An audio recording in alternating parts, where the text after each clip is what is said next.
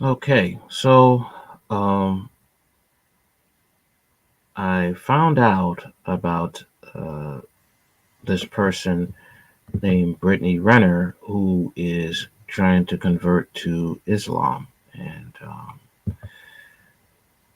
I am making this video. Okay, all right, to because this is what happens with people who buy into women who buy into the world's view of making a money, um, living a scandalous life, that they think those that it doesn't affect them, and feminism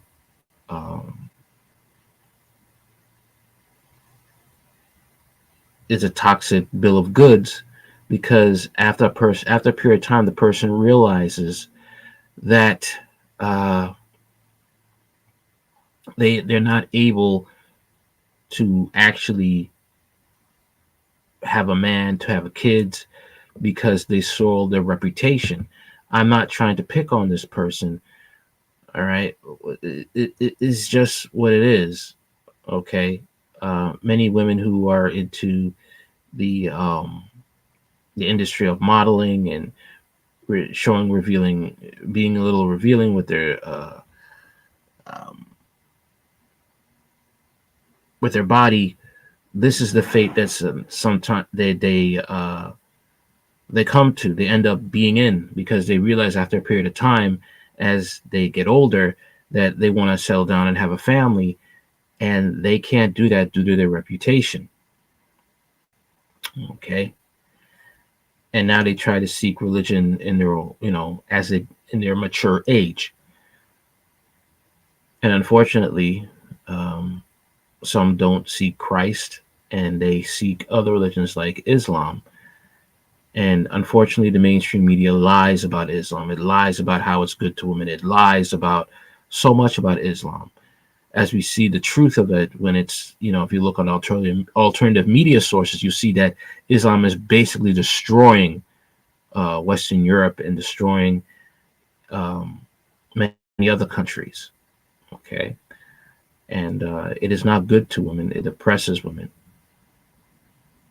All right, so let's take a look. First of all, hi. So I'm currently cleaning house, out with the old, in with the new, manifesting a new wardrobe, inshallah. I have no idea how this is gonna look. I have contractual obligations, clothes to wear, posts to do, bills that have to be paid, and you know, showing up the best I can, right? Because I know that it's not gonna be perfect. I know that people may have a gripe. I mean, my arms are out, right? First of all, it's hot, and then I sweat like a puddle under my armpits.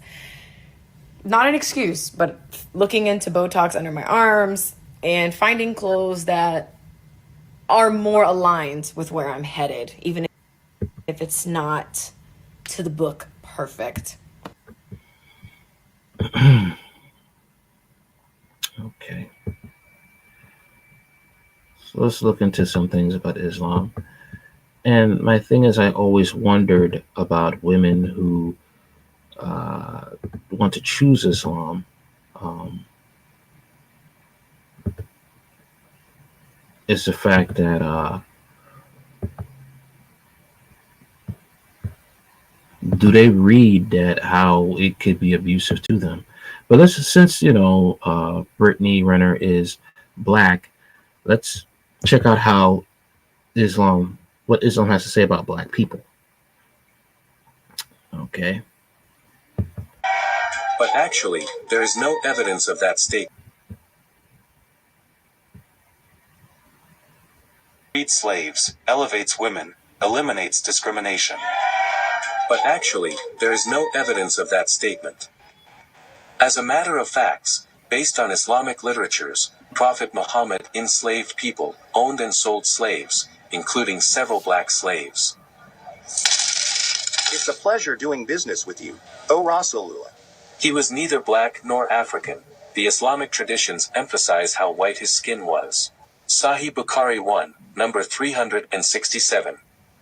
He uncovered his thigh and I saw the whiteness of the thigh of the Prophet. Sunan Abu Dawud, volume 20, number 3200. I still seem to see the whiteness of the forearms of the Apostle of Allah.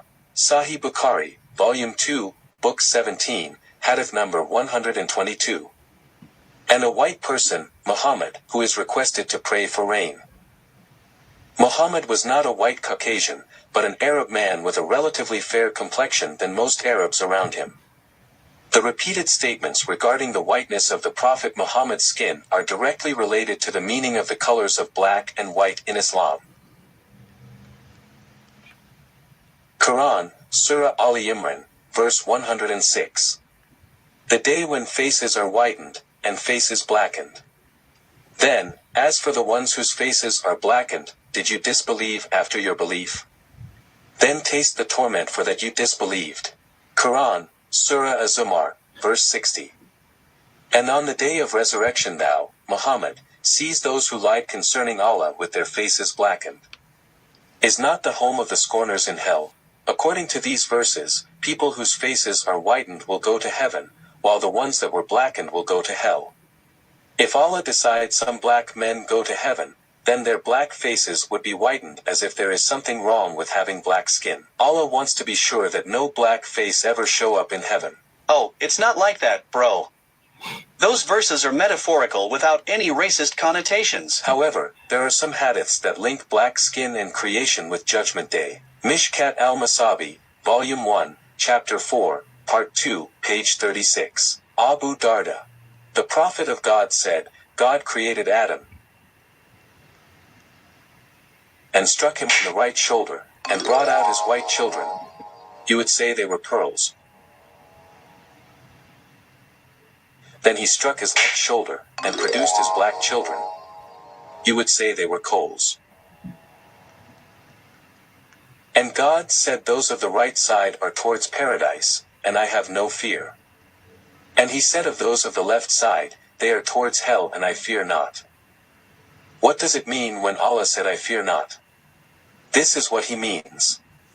The expression here twice repeated, in the original La Abali, implies, I have no fear that their future deeds will falsify the sentence which I have now pronounced, seeing I have already predestined all their action.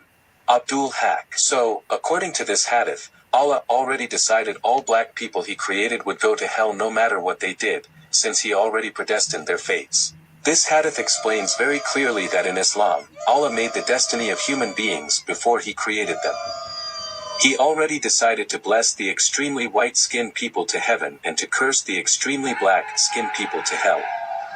It's clear that Allah judges them based on the color of their skin and that for Allah, white is pure, holy, clean, while black is the opposite of it. In fact, other narrations even command that any person claiming that Muhammad was black be put to death. Muhammad Messenger of Allah. Ash-Shifa of Qadi Iyad, page 375.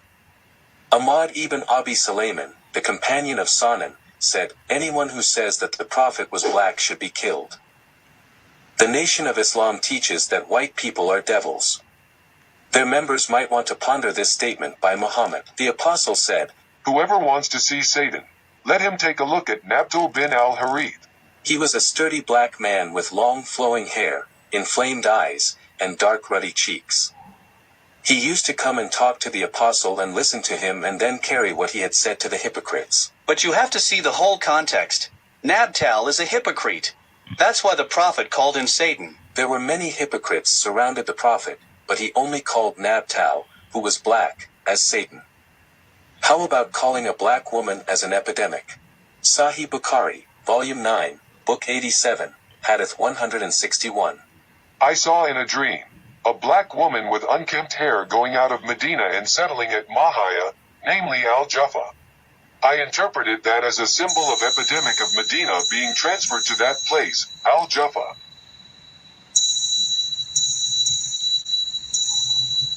Ah, come on. That was just a bad dream. No big deal, okay? Sahih Muslim, Book 10, number 3901. During the time of migration to Medina.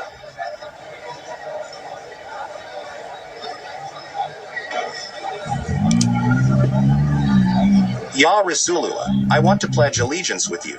Oh, sure. I'd be more than happy to accept your pledge.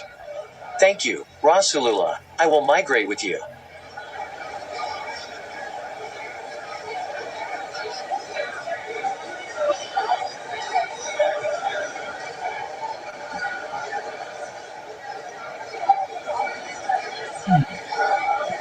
That guy is my slave. I want to have him back, or you can buy him from me. I didn't know that he is a slave. Okay, I will buy your slave with mine. Here, take my slave. Huh? He is a black slave, while mine is an Arab slave. Oh, alright then. Here, have another one.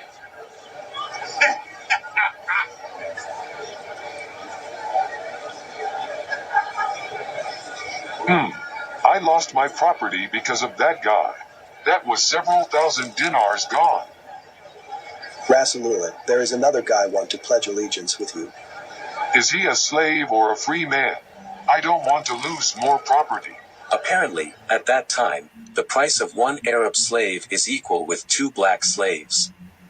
Prophet Muhammad saw his black slaves as his currency. Here is another hadith about Prophet Muhammad's black slave. Malik's Muwatta, Book 21, number 21.13.25. During the year of the attack of Khaybar, Prophet Muhammad got a new black slave named Medam. When Medam was unsaddling the camel of the Prophet, a stray arrow struck and killed him. People came and said, "Oh, he died as a martyr.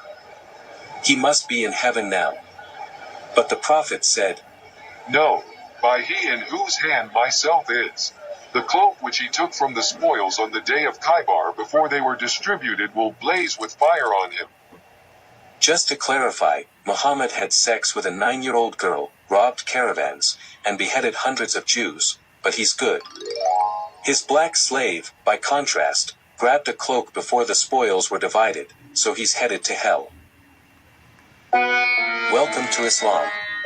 Mindlessly obeying Muslim leaders was so important to Muhammad that when he wanted to emphasize obedience, he told his followers that they had to obey even the worst leader imaginable. We find Muhammad's worst-case scenario in Sahih al-Bukhari 7142. You should listen to and obey your ruler, even if he was an Ethiopian black slave whose head looks like a raisin. So, the worst possible leader of a community of Muslims, according to Muhammad, would be a black slave. Look, you're not being honest and fair here. One of the best Sahaba was Bilal, and he was a black guy who was freed by Abu Bakr.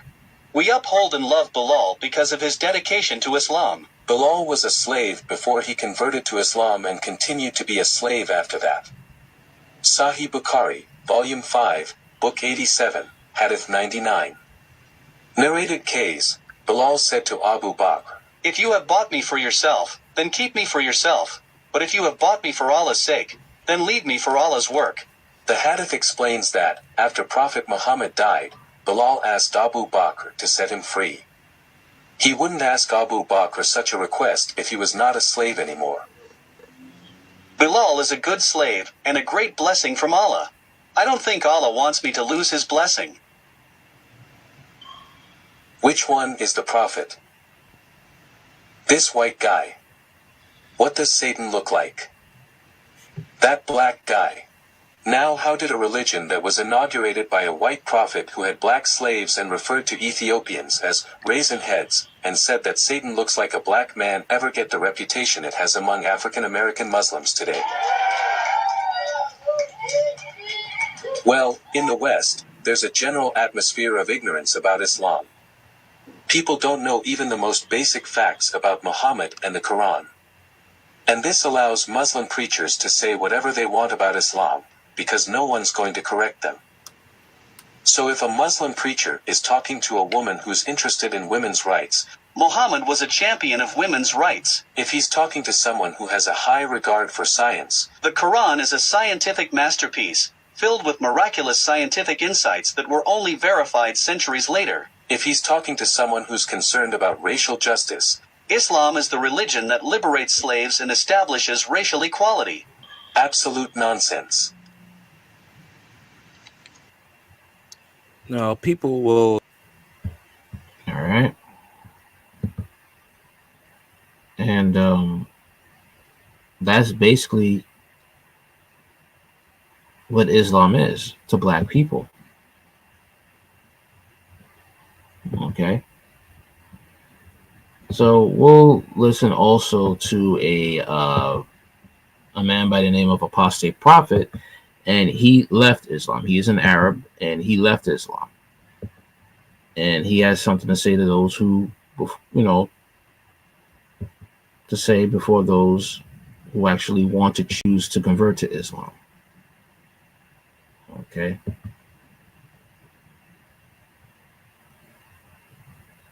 Convert others.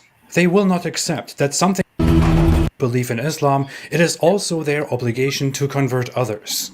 They will not accept that something about Islam could be wrong or bad, and they will react very strongly to criticism and to critics, especially to ex-Muslims like myself. It would be unwise, however, to only listen to the advocates and not to the critics. Converting to Islam requires you to fundamentally change your life and the way you think. It will be a decision that is awfully hard to reverse, and even if you want to change your mind afterward, you will find yourself forced to justify your conversion and to stay loyal to your decision. So, before you buy this product based on the good reviews, let me tell you about why I returned this product called Islam. I have talked a lot about what is wrong with Islamic theology and scripture. Today I want to talk about the main figure of Islam, Muhammad.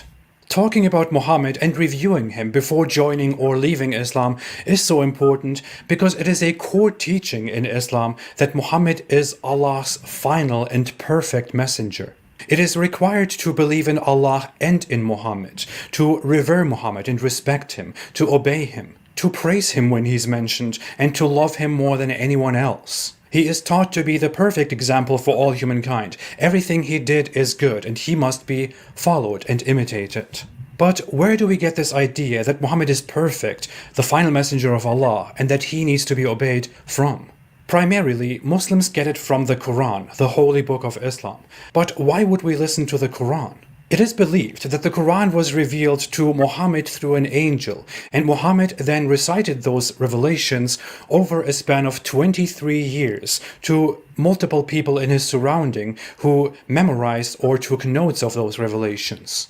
After Muhammad died, and many of those memorizers and scribes died too, his successors came up with the idea to compile all the remaining memories and notes and make it one book, which became the first Quran. And we know that all of this happened because we are told so in orally transmitted reports known as the Hadith, which were compiled in books known as the Hadith books generations after Muhammad. So, in short, we have these Hadith books whose authors tell us that person A said, that person B said, that person C said, that person D said, that person E said, that he went around to collect Quran verses from the minds and notes of many other people from the alphabet who listened to Muhammad, who recited those verses to them.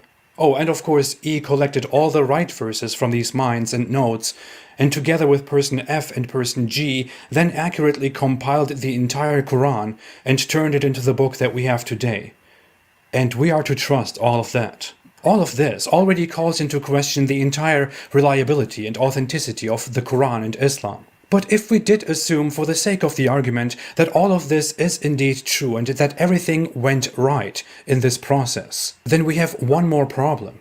Muhammad recited these verses, these revelations, over 20 years to his people after he supposedly received revelations through an angel which only appeared to him.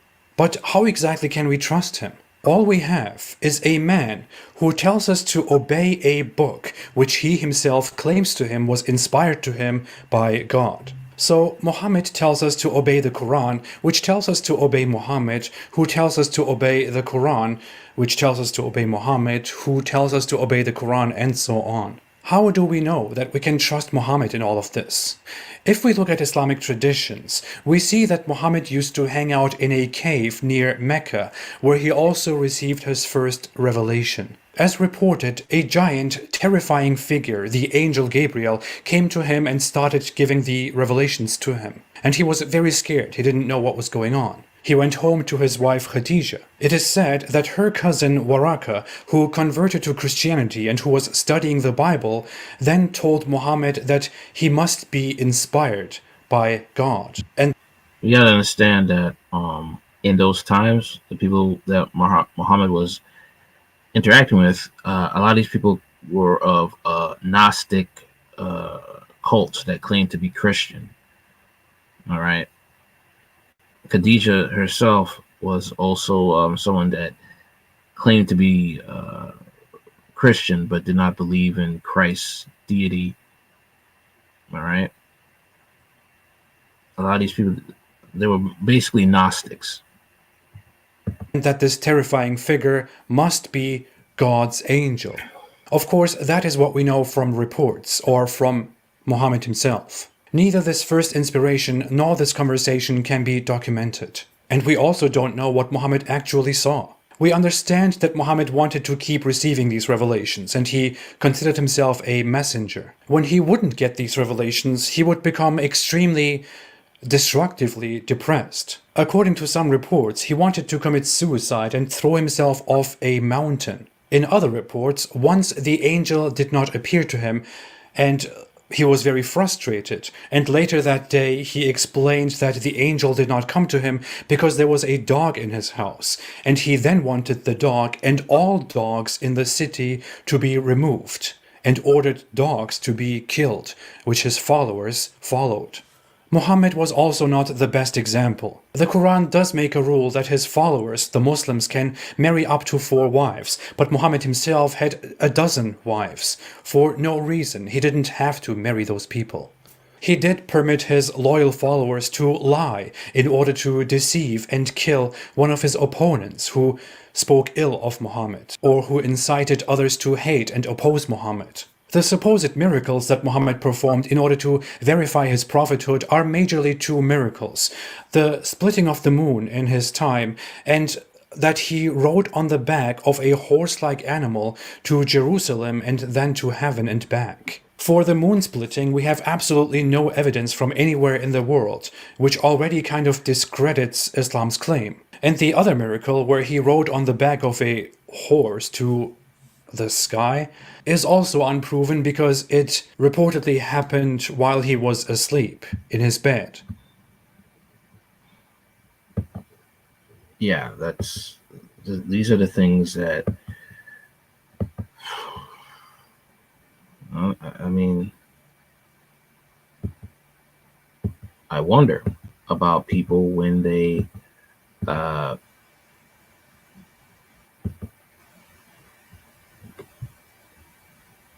want to choose Islam. Okay, I wonder about women, most importantly, when they want to choose Islam. Why do they want to choose it after so many reports on the news, or maybe some people don't watch the news? I mean, what's going on in Europe, the abuse. All right. Okay, so now we're gonna see why people leave Islam now. Fair use. Believe religious groups, and especially what leads ex-Muslims out of the faith. It's not, for example, abusive parents or cultural alienation or even hating God. So what are the main reasons people leave Islam? Conflicts between Islam and science. Yes, it's that simple. Unsurprisingly, religious incompatibility with observable reality and the scientific method is a common beeline into questioning and eventually leaving faith. And the more I learned of science, it was just basic high school science, nothing spectacular, and learning about evolution, learning about physics, learning about chemistry. That made sense to me, and religion didn't. So much of it was just like believe in it because like we said you should believe in it, and it says in the book that it's right because the book says it's right. This is even less surprising when we consider that ex-Muslims were about 3 times more likely than the general population to have a STEM degree, in XMNA's apostate report. Of the respondents in the apostate report, 28% reported conflict between Islam and the scientific view of the natural world as the most important factor in their apostasy, while for 65% it was a contributing factor. So if one aspect of this self-proclaimed perfect religion is flawed, then what does it say about everything else? Logical and scriptural contradictions. People who leave Islam aren't the ones who know the least about it. In fact, it's often the most inquisitive about the religion who do so, sometimes after very deliberate study. So I remember thinking about, well, where did God come from? If you don't need anything for God to exist, then why do we need God for the universe to exist? And I remember asking Mom that, and she said, thinking about stuff like that is fitna because it gives a chance for the shaitan, for the devil to kind of... play with your head. Yeah, play with your head. And in XMNA's apostate report, respondents were asked about their reasons for leaving the faith. When asked about the logical problems with Islamic doctrines and teachings, nearly 1 in 5 called these concerns the most important factor in their apostasy, and just over 2/3 called them a contributing factor. It took me a long time to finally accept my apostasy around 14, 15, and I started really questioning the metaphysics of all of it, and it really didn't make any sense. Before they make the difficult choice to leave, ex-Muslims first double down into more rigorous theological study more often than not, in search of something they might have missed. I decided, you know what, I'm gonna be more religious. I'm gonna read the Quran from start to finish, and this time I'm gonna read it and I'm gonna look really deeply in it. Perhaps they think the flaws lie not in the texts, but in their incomplete understanding. But the more they read, the less sense things seem to make. He told me all the historical inaccuracies, and that really sort of, you question certain things, and you sort of explain it by saying, oh, it's a text written at that time, this, that, but no one ever, asked me those kind of questions that made me realize that when it's inaccurate, it's just wrong, this is not when this happened. So then I thought, that whole idea of it being untouchable, the Quran, right, that sort of shattered. And after that, it was just like no going back, really, you can't just sort of believe again. 3/4 of respondents in the apostate report shared that it was realizing internal contradictions in Islamic scripture that factored most heavily into their decision to leave. Those who know Islam the most are those most convinced of its falsehood. Conflicts between Islam and human rights. To be clear, being a religious person and supporting human rights are not mutually exclusive. There are moral, religious people, amoral atheists, and everything in between. But addendums aside, religion is all too often used as a justification for bigotry, prejudice, and discrimination. The gender inequality was... That right there is, I believe, the time when they had Salman Rushdie, when he exposed Islam's satanic verses, and he was attacked a couple of years ago. Maybe last year, a couple of years ago. Islam does not allow you to leave, and it does not allow you to expose them. That's another thing. I wonder if people actually really look into Islam before joining it, especially women, because if you want to leave it, you may face some serious backlash, and depending what part of the world you are that is Islamic, or God forbid you marry a person that is really serious about Islam, you could lose your life. Because in the Quran it says it's okay to unalive somebody who wants to leave the faith. There's a death penalty for apostasy. It was a weird thing because I had a lot of very strong female role models in my life. And in order for you to go to heaven, I was taught that if I don't wear the hijab, then I will be held from my hair in hell. And this is protected by godly decree, shielded from criticism under the pretext of religious freedom. So people often ask me, why did you leave your own beliefs, your own religion, the religion of your parents? It's very simple. I'm a gay person, and I should get beheaded?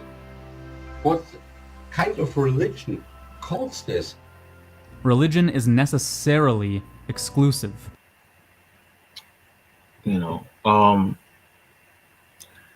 That's another thing too, the hypocrisy of that, because Muhammad would wear Aisha's clothes. Okay.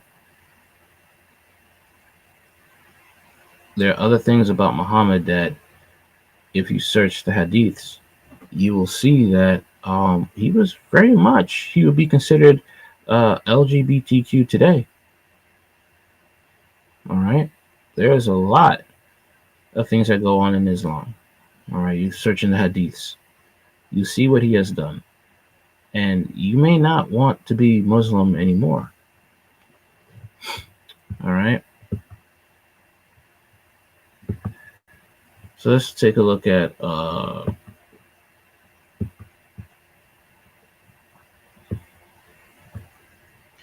some what they claim to be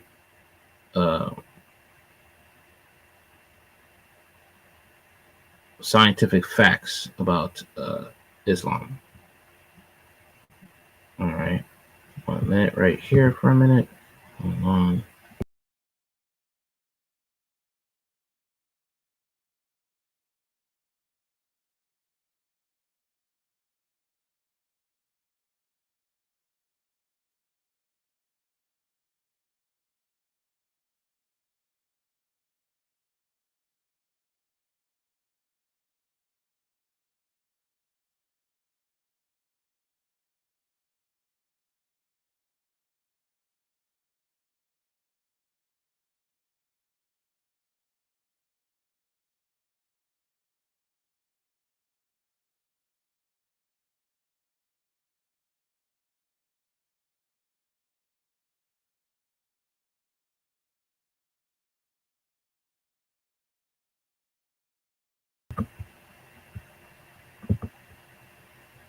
Statement is Allah's error. Since Allah is the Almighty, all-knowing God, if there is an error, this means the book is not of such divine origin and is false. In fact, the Quran itself acknowledges that. This is a list of scientific mistakes. These might not be in every perspective all the mistakes. Some people might not agree with one or two of these mistakes. Others will wonder why other mistakes are left out. I try to focus only on those that are really strong mistakes. Some mistakes that are missing because they are up to belief, interpretation, or can't be verified are the earth's creation in 6 days, single incidents where Allah punishes people with natural disasters, or the sun and moon speaking, for example. As a final note, the purpose of this list is not to shame people who believe in the Quran or specifically in these listed things. The purpose is merely to fact-check the Quran and to question it. Oh yeah, don't forget to subscribe, because I will also publish all factual and historical mistakes and extensively explain all these mistakes in dedicated videos. Now, less accurate.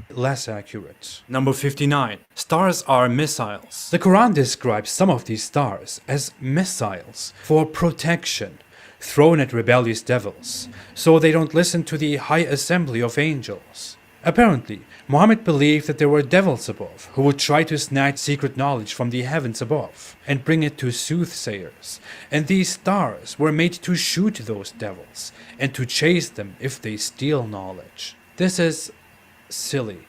Stars thrown at rebellious devils is a ridiculous claim, but hadith also clarify that this refers to shooting stars. Shooting stars, as we falsely call them, because that's what we thought, are not stars. They are meteoroids and are of a completely different nature, such as from comets or asteroids. They enter our atmosphere and burn and light up, looking like stars to our eyes. And if we don't know better, we might think they are stars, as Muhammad thought. All that takes place right here in the atmosphere of our planet, not far away among all those stars. Number 58. Stars are near.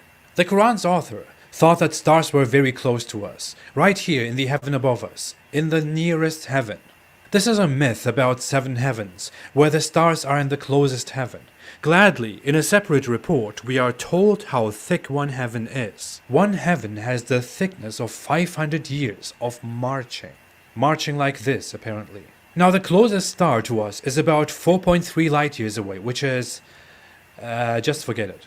By marching speed, you would only reach a tiny fraction of that in 500 years, and this is the closest star, which means stars are not in some nearest heaven, as described by Allah.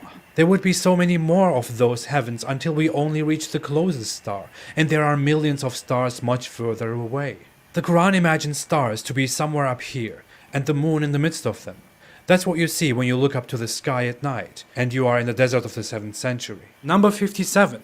Stars fall down.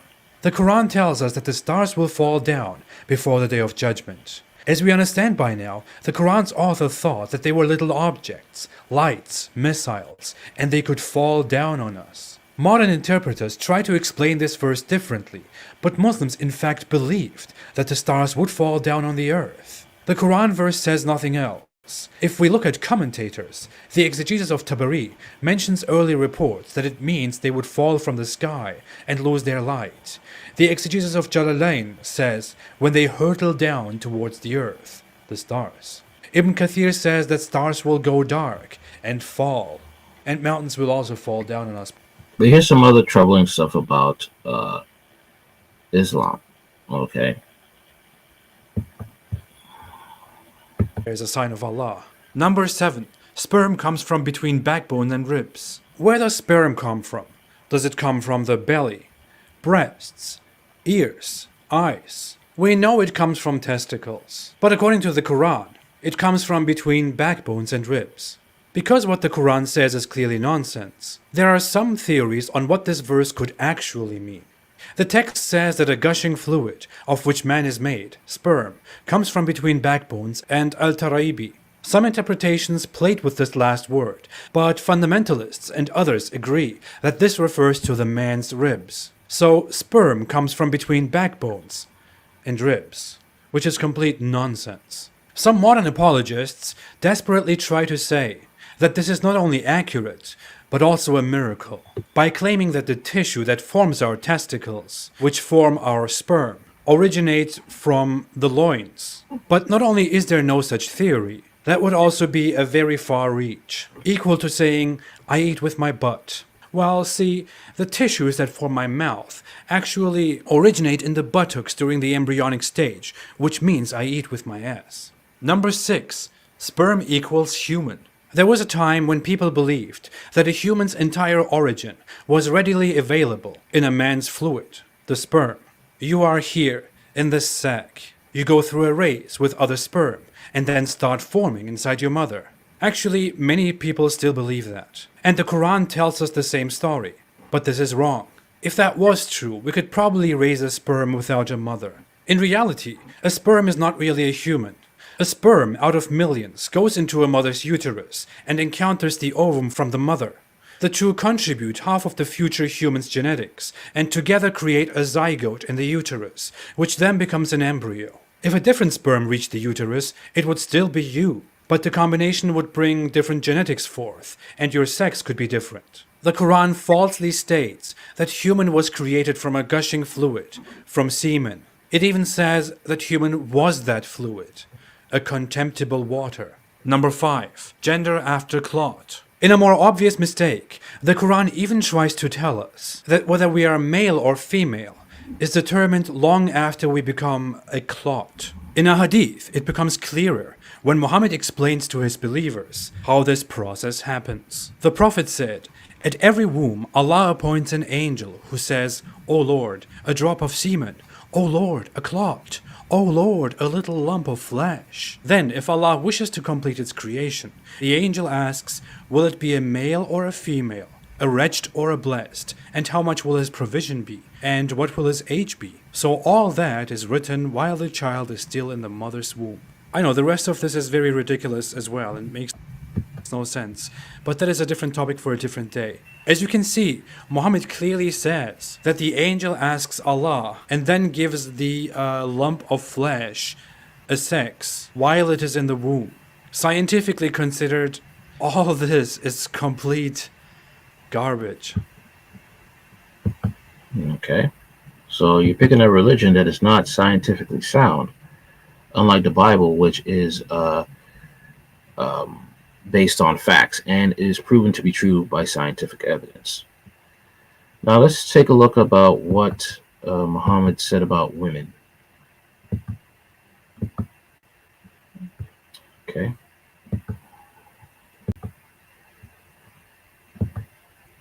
Okay. Narrated by Abu Said al-Qudri. Okay. And this is from Sunnah.com, Sunnah Bukhari, Bukhari 304. Once Allah's messenger went out to Musalla to offer the prayer of Idalaha or Al-Fitr prayer. Then he passed by the woman and said, "O woman, give alms, as I have seen that the majority of the dwellers of hellfire were you, women." They asked, "Why is it so, O Allah's messenger?" He replied, "You curse frequently and are ungrateful to your husbands. I have not seen anyone more deficient in intelligence and religion than you. A cautious, sensible man could be led astray by some of you." The woman asked, "O Allah's messenger, what is deficient in our intelligence and religion?" He said, "Is not the evidence of two women equal to the witnesses of one man?" They replied in affirmative. He said, "This is the deficiency in her intelligence. Isn't it true that a woman can neither pray nor fast during her menses, menstrual cycle?" The woman replied in the affirmative. He said, "This is a deficiency in her religion." So basically, women are not intelligent. A woman's testimony is less than that of a man, and she makes up the majority of hellfire. Is this a religion that a woman should join? Okay. All right. And I make this not to mock Brittany at all. I don't make this to mock Brittany. I am just to show why Islam is dangerous for women. Okay. And why Jesus is a better alternative, a better way. All right.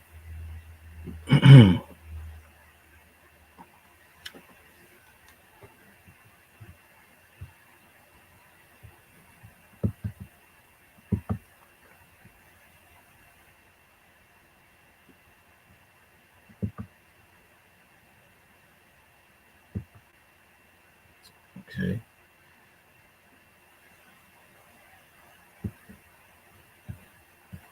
And here is a testimony of the late Nabil Qureshi. And now he found Jesus. All right. He was once a Muslim, and now he is a Christian. He was a Christian. He passed away. Interview today with Nabil Qureshi. Again, he's the author of Seeking Allah and Finding Jesus, a devout Muslim encounters Christianity. And I am really eager for Nabil, for you to have your story share with our viewers today. And by the way, welcome. Thanks for being here today. Thank you so much, Robbie. It's a privilege. Yeah, I'm so glad. And I have gotten to know you a little bit over the past couple of weeks as I've researched your story, read, and really like your entire book here, and delighted for our people to again hear and then be so encouraged with what has happened in your life for the sake of Jesus Christ and the gospel. Maybe we start with, tell the viewers a little bit about your background. You grew up in a devout Muslim and very loving American home. Tell us about that. Yeah, well, my parents are from Pakistan. I was born and raised in the States. And being that they're from Pakistan, it was their desire to raise a devout Muslim child here in the States. So growing up, I learned how to pray the 5 daily prayers, prayed them regularly. By the age of 5, I had memorized the last 7 chapters of the Quran and recited those regularly in my 5 daily prayers. And I actually finished the entire Quran recitation in Arabic by the age of 5. So it was a very devout Muslim life. But my parents also came with some presuppositions about the West. They see the immorality, they see the way people commit adultery, and they see things on TV and the immodest dress, and they impute all of that to Christianity, because they see the West as a Christian area.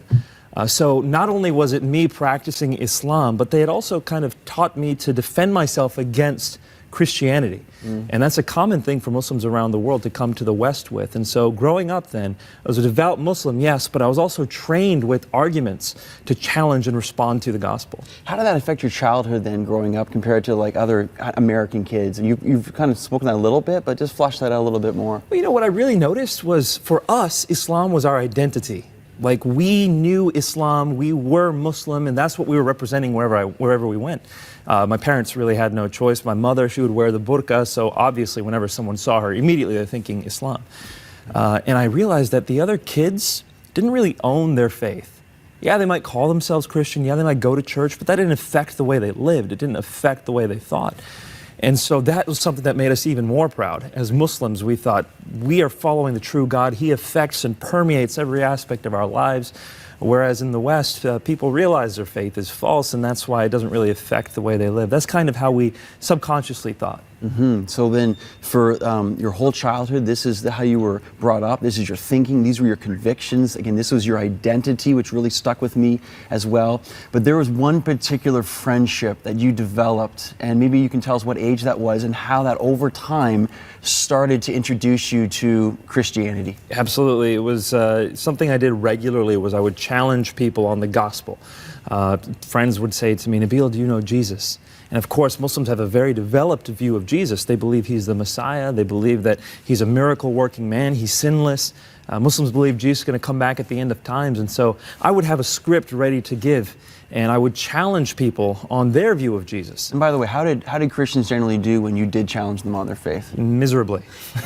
What I realized very early on was that even the slightest challenge on the Bible, on the reliability or the compilation of the Bible, or on Jesus' deity, or on the Trinity especially, no one really knew more than just enough to say what they were told to say. They didn't really know why they believed what they believed, didn't know how to defend it.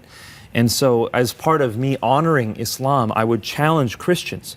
Because you see, Muslims see the Trinity as polytheism, and that's offensive to Muslims. And so in so challenging one specific Christian, for the first time, and this is when I was a freshman in college, for the first time someone was able to actually respond to my challenge. And I realized this guy not only knows some information about his faith, but he actually cares about his faith. And so we developed this friendship that resulted from me challenging him on the Bible. And that's how I began to get introduced to the power and truth of the gospel. His name was David, is that right? And I love about in your book how you talk about David was loving to you, patient with you, became a friend to you, which meant so much to you. It wasn't just this all just about this one conversation. There was more of the heart of Christ behind that. Maybe talk about that a little bit. Yeah, I really do think that, I believe what Jesus says. Jesus says that unless you're willing to pick up your cross and follow me, you are not worthy of me. So the gospel is not just, hey, do you want to be saved? Hey, do you want to live a better life? It's, are you ready to die for the sake of this message? And that's something that requires someone to lay down their life. Now, if I'm telling someone, hey, lay down your life, but they don't know they can trust me, why would they ever listen to me? You need to have a relationship with someone when you're sharing the gospel with them, if they're going to hear it. Now, of course, I'm not saying that street preaching doesn't work. I've preached on the side of the street too, and that does work at times. But by far and away, the most powerful way to share the gospel is through relationships. Right. So through this friendship and relationship with this man, David, you were driven to a point of really just a decision between Islam and Christianity. Tell us about how that happened and what happened. For a Muslim raised in the West, devout Muslims, a lot of it has to do with apologetics and with truth. What is the truth? Islam very clearly denies some things about Jesus. Yes, Jesus is miracle working, he's the Messiah, but it denies that he ever died on the cross. It denies that he ever claimed to be God. And if he never died on the cross, how did he rise from the dead? So Islam denies the death, deity, and resurrection of Jesus. Well, according to Paul, what do you need to believe in order to be saved? If you confess with your mouth that Jesus is Lord, so the deity, and believe in your heart that God raised him from the dead, you will be saved. The very three things Islam denies, you have to believe in order to be saved. And so for me, it was a matter of trying to prove that those things didn't happen in order to establish the case for Islam. Well, as I was trying to disprove those things, I realized the evidence for Jesus' death, deity, and resurrection was very strong. So that must have been difficult for you again in your devout faith at the time, and all of a sudden some restlessness began? It wasn't overnight. It took years for me to see this evidence and for it to compile and for the tectonic shifts to happen in my mind. And when I realized the evidence was strong, then I turned my eyes to Islam and I said, how strong is the evidence for Islam? And to my shock, it was far weaker. When I leveled the same criticisms I had leveled on Christianity on Islam, the foundation fell apart. And so that's when it became a matter between me and God of actually asking him to show me the truth. So how did you actually come to Christ? Dreams were a fundamental part of what God used, and that's even, as Muslims grew up, they take dreams very seriously. Tell our viewers about that. That's fascinating, exciting. Well, for Muslims, most Muslims don't believe they can commune with God. Some modern Muslims do, and some Sufi Muslims do, but generally in history and the way that Islam has traditionally been taught, is God is kind of removed from you. And the only way you can really get guidance directly from him is through dreams. And Muslims have a prayer, it's called Salat Istikhara, where they specifically ask God to give them dreams for guidance. And so I ask God for visions and for dreams, and I'm not alone in that. Approximately 50 to 70% of former Muslims who are now Christians came partially through visions and dreams. Wow, that's awesome. And you had one very specific dream. Tell us that. This dream was the one that convinced me. I had one that was very symbolic, and then I had a follow-up dream, and I also had a vision, but this dream was powerful. In this dream, I was standing at the threshold of a narrow door. And this door was just wide enough to fit me, and just tall enough to fit me. I mean, in my dream, it was like, wow, this door is narrow. And at the other side of this doorway was a room that was set with a feast. And people were sitting down in nice clothes at these round tables, and it was like a wedding feast. And I knew in my dream that that room was heaven. I wanted to get into that room, but I couldn't, because at the other end of the doorway was my friend David. Now, he wasn't blocking me per se, he was looking forward. In fact, all the people in the room were looking forward, waiting for the owner or the speaker to come and start the event. But I couldn't get in because he was blocking the way, and so I looked at him and I said, David, I thought we were going to eat together. And he says, you haven't responded. And in the dream, right there, I knew I needed to respond to the invitation David was giving me in order to come into heaven. But this is where it got crazy. When I woke up, I told my friend David the dream. And he said, Nabil, this dream is so clear. Just go to Luke chapter 13. And I went to Luke 13 for the first time. I had never been to Luke 13 before. And when I opened it up, there was a section there that was titled, The Narrow Door. And when I saw it, my heart just stopped. I bet it did, yeah. And I'm going to paraphrase it. Basically what it says is Jesus was going through the towns and villages preaching the good news.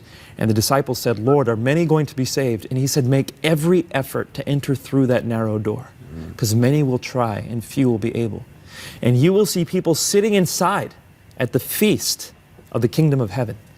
Make every effort to enter before the owner comes and closes that door. And so I knew that God had given me a dream straight out of the Bible, and he placed me inside a parable, showed me exactly where I was, and he left my decision up to me.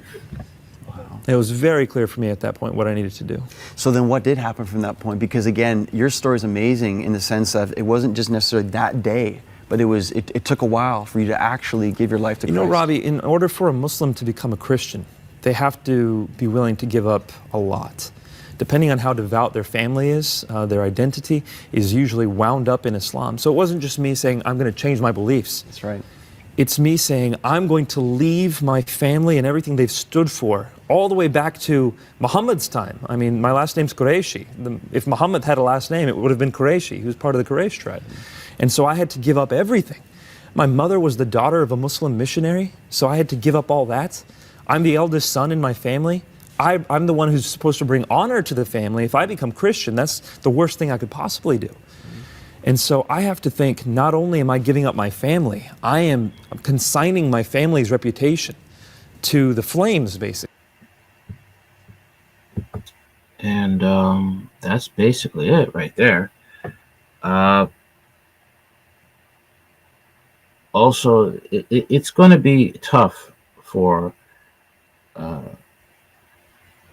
Brittany Renner to come to Christ, because there's also the realities of the fact that since she has been married before, and her husband, PJ Washington, is still alive, she has to live a life of celibacy, or she's going to go off and marry somebody else, and that will be committing adultery according to Romans chapter 7. This will be a tough road for people who live their own lives and then come to Christ and then realize that there are things that they are restricted from. Okay. And this will be a hard road for her.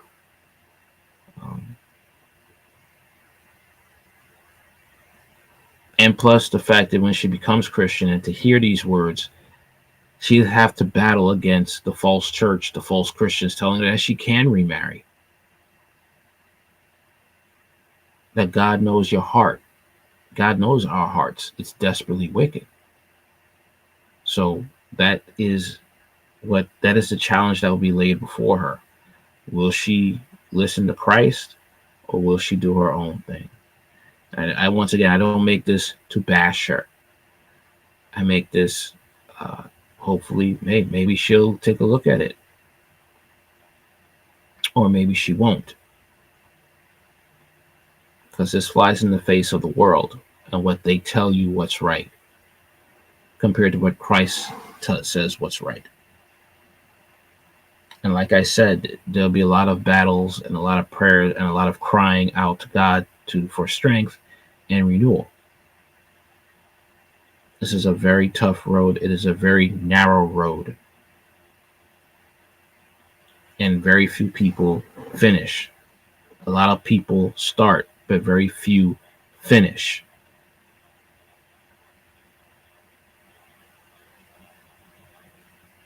This is why Christ says, count the cost. He literally tells you to count the cost. He says, in the book of Revelation, he says, he who is holy still, let him be holy still. He who is filthy still, let him be filthy still. He gives you a choice. Out of all he says, I'll give you a choice. Because what I'm literally asking you to do is to deny yourself, to suffer, and to be what I called you to be, in spite of what you want out of this life. And to suffer like I suffered. Okay.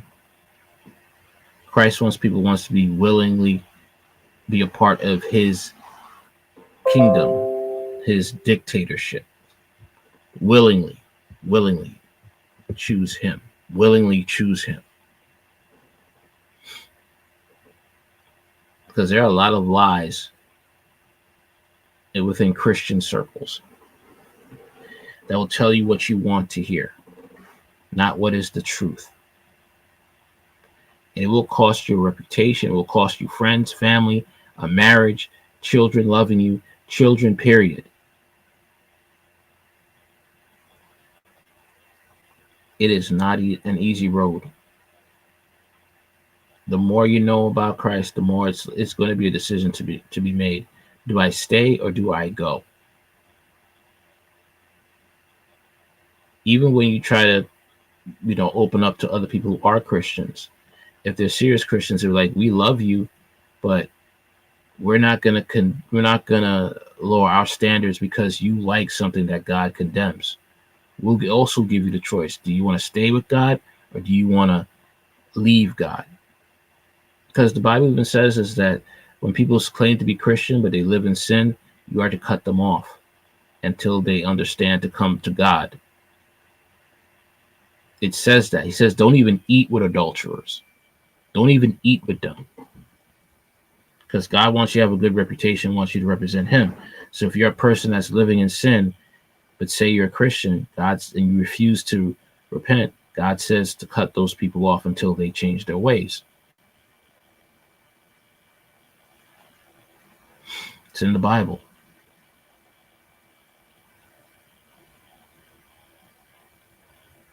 I learned a lot more by reading the Bible than I have going to church. If you really want to hear from him, he'll show you in the Bible. He'll open your eyes. But then he leaves you the choice. And this choice is for everyone. God doesn't care about your superstardom, your wealth, your money. Do you want to follow me? Do you want to leave all that behind to be what I called you to be? The rich young ruler said, I have done everything since my youth. And he said, one thing you lack, sell everything you own and come follow me. The ruler walked away sad. In that moment, the ruler broke every commandment he was taught.